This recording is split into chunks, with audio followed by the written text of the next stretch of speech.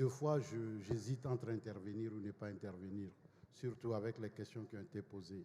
Je ne suis pas un commercial, je ne fais pas de promotion de produits. Donc, je suis tellement libre à mieux parler, surtout au nom de l'Union africaine. Merci, mon mentor, merci, professeur Affian. Oui, nous devrions garder nos autorités. Je suis triste de le dire, parce que ce sont les opportunités que les experts ont pour leur présenter le concret. Mais lorsqu'il s'agit de faire des discours pour partir, je regrette peut-être qu'ils n'ont pas été bien briefés. Et c'est notre travail au quotidien. Parce que qui sont ceux qui financent? Qui sont ceux qui mettent ça dans les plans de développement? Ce sont nos décideurs. Mais deux fois, on pense qu'ils connaissent. Ils ne sont pas bien informés, ils ne se connaissent pas. C'est à nous de les informer, c'est à nous de leur dire, parce qu'ils ont beaucoup d'autres priorités. C'est à nous de leur dire comment nous nous intégrons dans leur processus et qu'est-ce que nous leur apportons.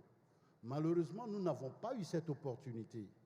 Mais je peux comprendre que sur d'autres tribunes, nous allons continuer à corriger cela.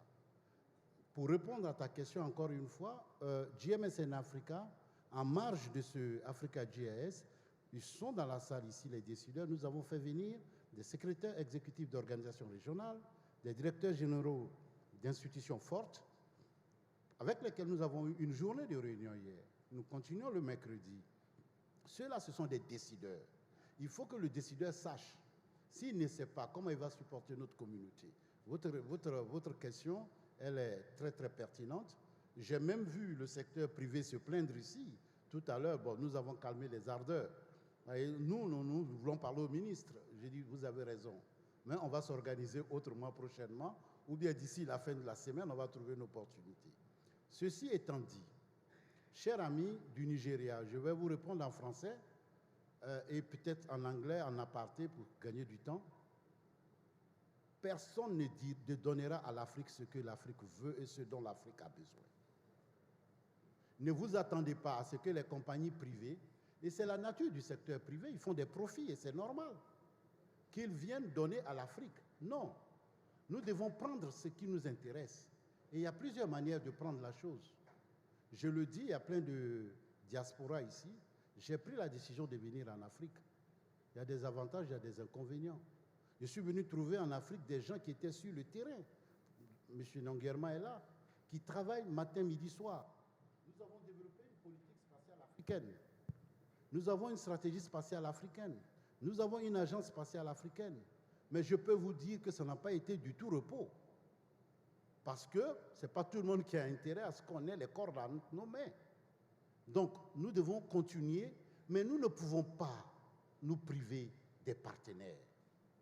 C'est la vérité. Dans le domaine spatial, aucun pays n'a à lui seul pu travailler et développer toute la chaîne de l'espace.